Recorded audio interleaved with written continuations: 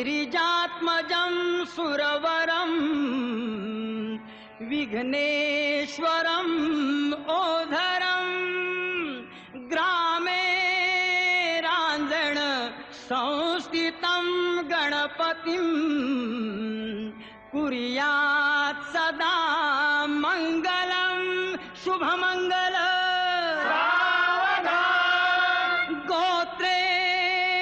भिन्न परस्पराहुनी तशी की भिन्न ज्यांची कुळे जीवे एकची होती ती